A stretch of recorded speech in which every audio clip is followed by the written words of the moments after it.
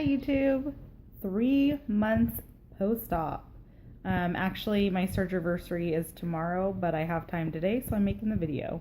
First of all, I want to say I'm sorry for the crappy amateur quality of my videos. My 13-year-old son watched a video last night of mine and laughed hysterically and said it was awful, and I just want you guys to know that I am not a YouTube video expert, not tech savvy. I'm not a huge social media person. I just watch these videos before my surgery, and I still do watch them, and I found them helpful, so I thought, anything I can offer anybody else, I'm more than willing to, and hopefully, it helps somebody. So I just want to put my stats out there. So I'm 32 years old. I'm 5'4". I started my journey, I had my surgery on May 4th. I weighed 275 pounds that day. Today is basically one day shy of 3 months post-op. So it's August 3rd. And I weigh 221 pounds. That's a loss of 54 pounds at 3 months. I am 3 months out, and I am following my diet regulations, basically exactly what my doctor tells me to do, and I have not experienced dumping syndrome yet. So 3 months with no dumping syndrome. I don't know if that means I'm not going to get it or if I just haven't ate anything yet that would cause it. I really don't cheat much. The only thing that I have cheated with is almond butter and sunflower seed butter.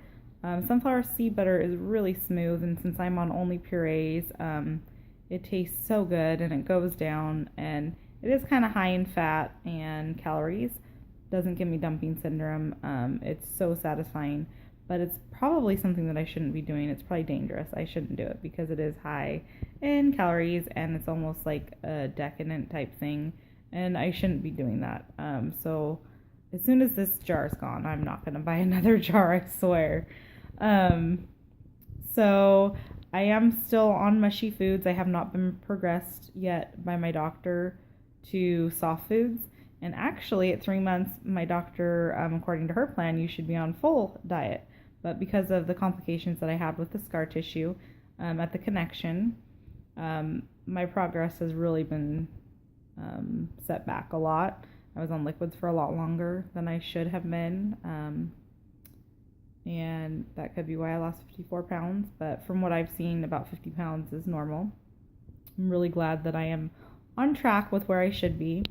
As a patient, my biggest fear is that I will not be as successful as other people, or I will gain the weight back, and I just have to take that day by day. I think, my fears with the sunflower butter is kind of what that's all about. It's like, am I going to start turning back to foods that make me happy as soon as I stop having a restriction or stop having, all these magical benefits, because they say there's that honeymoon, and, I'm scared just like anybody else that this isn't going to last. I'm always scared that my weight loss is going to stop.